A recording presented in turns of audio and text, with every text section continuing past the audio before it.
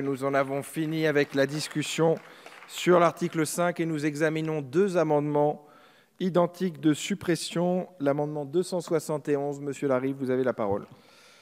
Monsieur le Président, chers collègues, cet article propose au contraire l'article que vous proposez décide de pérenniser le traitement automatisé des registres des passagers aériens, donc le PNR, qui devait à l'origine être abrogé à la fin de l'année en cours. Alors que le législateur avait prévu le caractère temporaire de cette disposition, vous proposez de revenir sur son intention d'origine en la rendant permanente. Je me pose cela dit une question. Avez-vous réfléchi aux raisons qui ont poussé nos collègues de la précédente législature à limiter dans le temps l'application de cette disposition ? Peut-être voulait-il s'assurer dans un premier temps de l'utilité et des risques d'atteinte au droit. La CNIL affirmait ainsi qu'il devra faire l'objet d'une évaluation rigoureuse avant d'envisager ou non son maintien. Aujourd'hui, aucune étude n'a prouvé l'utilité de conserver ces données personnelles pour une durée maximale de 5 ans. Bref, vous voulez faire entrer dans le droit commun une disposition dont personne ne peut s'assurer du caractère bien fondé. Pour cette raison, nous vous proposons de faire marche arrière en votant cet amendement de suppression afin d'éviter de pérenniser ce genre de traitement de données attentatoire au droit à la vie privée. Merci. Merci beaucoup, Monsieur Larive. Sur l'amendement 422, c'est Monsieur Wulfranc. Il est défendu. Sur ces deux amendements de suppression, quel est l'avis de la commission ? Défavorable. Défavorable. Et je laisse le... Et de la commission pour avis. Merci Monsieur le Président, merci Monsieur le rapporteur. Alors effectivement, on a déjà eu l'occasion d'étudier cet amendement lors de notre réunion de la Commission de la Défense, amendement sur lequel nous avions donné un avis défavorable, et avis défavorable que je renouvelle ce soir.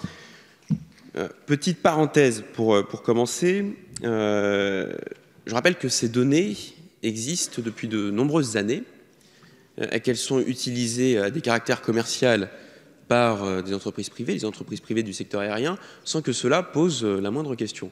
Et je m'étonne quand même qu'aujourd'hui, au moment où nous introduisons effectivement la puissance publique dans la collecte de ces données, qui plus est pour quand même une matière sérieuse, c'est-à-dire l'intervention sur des actes terroristes, enfin, suite à des actes terroristes, dans le cadre d'enquêtes sur des trafics d'armes ou des trafics d'êtres humains, cela pose problème. Alors, cette mesure était limitée dans le temps. Un argument juridique, effectivement, elle était limitée dans le temps puisque nous attendions l'adoption de la directive européenne. Et aujourd'hui, nous sommes tenus d'appliquer cette directive européenne. Si, Monsieur Lachaud, nous sommes tenus d'appliquer cette directive européenne. Je vous vois hocher la tête, mais nous sommes tenus d'appliquer cette directive européenne. Sur le fond, personne ne peut dire que ces données sont utiles.